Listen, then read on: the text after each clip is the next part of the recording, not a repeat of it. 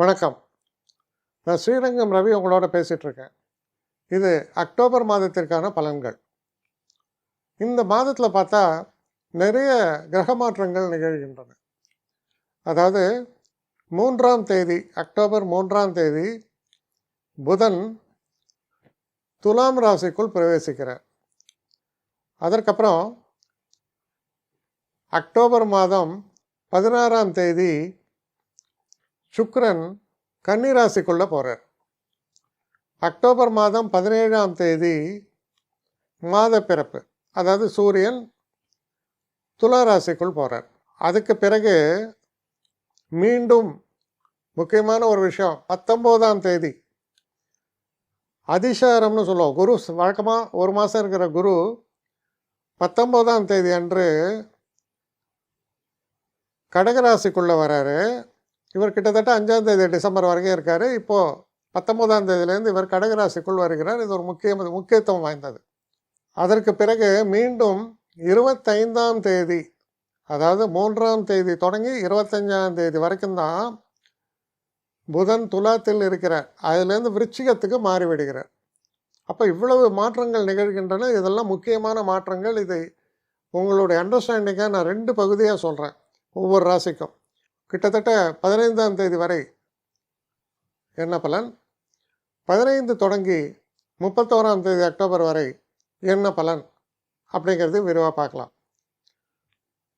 இந்த மாதத்தில் முக்கியமான நிகழ்வு அப்படின்னு சொன்னால் தீபாவளி, அதாவது அக்டோபர் 20ஆம் தேதி தீபாவளி. அது எப்போவுமே முக்கியத்துவம் வாய்ந்தது. என்ன காரணம்னா, வட இந்தியர்களை பொறுத்தவரையில் அது ஒரு புத்தாண்டு தொடக்கத்தை போல வரும். நிறைய பேர் புது கணக்கு தொடங்கிறது எல்லாமே இந்த காலகட்டத்தில் பண்ணுறாங்க. அதனால் இந்த அக்டோபர் மாதம் மிகவும் முக்கியத்துவம் வாய்ந்தது என்று சொல்லி இந்த இதை தொடங்குறேன். மகர ராசி. மகர ராசி நேயர்களை பொறுத்த வரைக்கும் 1ஆம் தேதி முதல் 15ஆம் தேதி வரை எப்படி இருக்குன்னு பார்த்தீங்கன்னா, ராசிநாதனான சனி 3ஆம் வீட்டில் இருக்கும் பொழுது தைரியம், முயற்சி, கம்யூனிகேஷன் இதெல்லாம் சொல்லலாம், எல்லாம் சிறப்பாக இருக்கும். அதே நேரத்தில் 3ஆம் தேதி அன்று புதன் 10ஆம் வீட்டுக்குள்ளே வர்றார். 10ல் புதன் தொழிலில் ஈடுபாடு, ஒரு ரெகக்னிஷன், இது எல்லாமே கிடைக்கும். படிக்கக்கூடிய மாணவர்களுக்கும் சிறப்புகளை பற்றி பேசுறது. அதே நேரத்தில் மற்ற கிரகங்களை நோக்கும் பொழுது பெரிய வித்தியாசம் சொல்ல முடியாது. ஆனால் ஏன்னா 8ஆம் இடத்துல சுக்கிரன், கேது.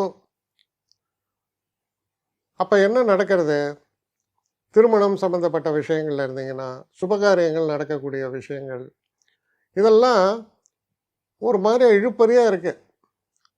ஒரு முடிவே வரல. மனசில் நிறைய எனக்கு ஆசை இருக்குது, ஆனால் எதுவுமே நடக்கலை. கொஞ்சம் இழுப்பறியாக இருக்குது. ஆனாலும் மனோ தைரியம் இருக்கிறது.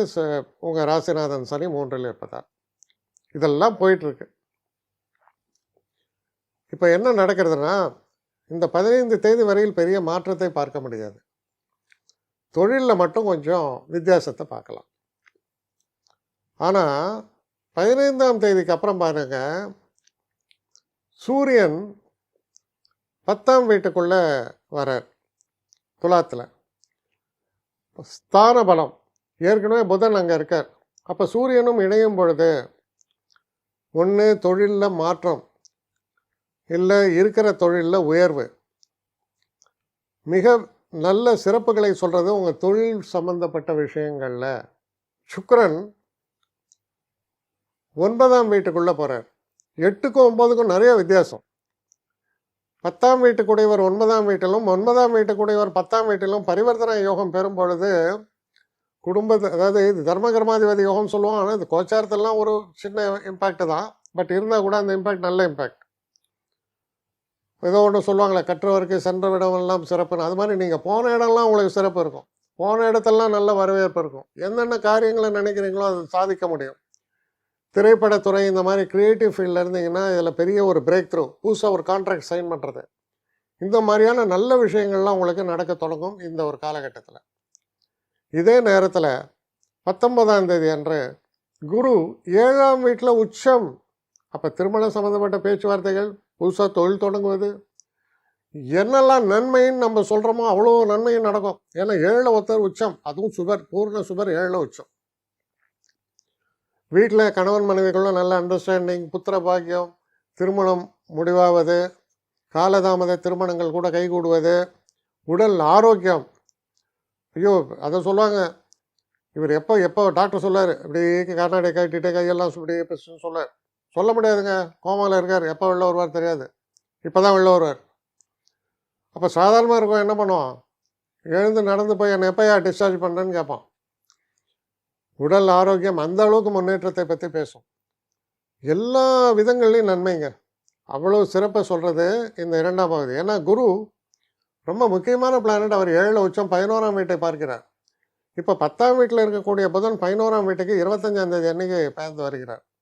அப்போ 25ஆம் தேதி அன்னைக்கு புதன் 11ஆம் வீடு, அதாவது அவர் யார், புதனை பொறுத்தவரையில் 9ஆம் வீட்டு பாக்யாதிபதி லாபத்தில் வந்து அவரை குரு பார்த்தா மிக சிறப்பு. உங்கள் ராசியை குரு பார்க்கிறார், 3ஆம் இடத்துல உள்ள சனியை குரு பார்க்கிறார்.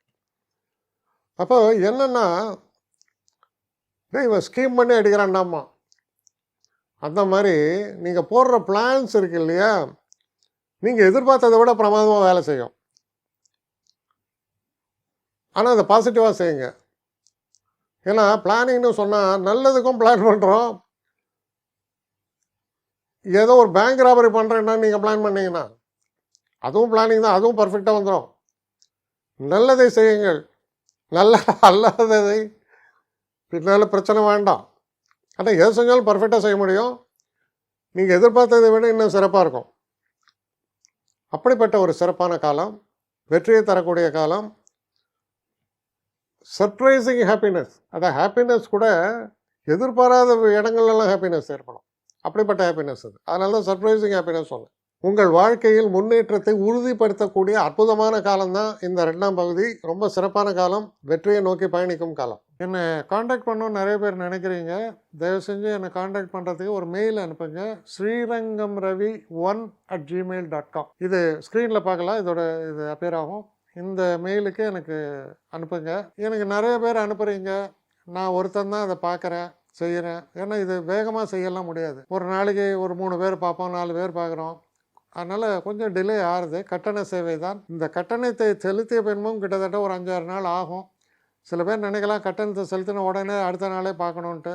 அப்படி என்னால் முடியல. கொஞ்சம் பொறுமையும் நிதானமும் தேவையும் இருப்பவர்கள் நிச்சயமாக காண்டாக்ட் பண்ணுங்கள். என்னுடைய பெஸ்ட்டு சர்வீஸு உங்களுக்கு கண்டிப்பாக உண்டு. வணக்கம்.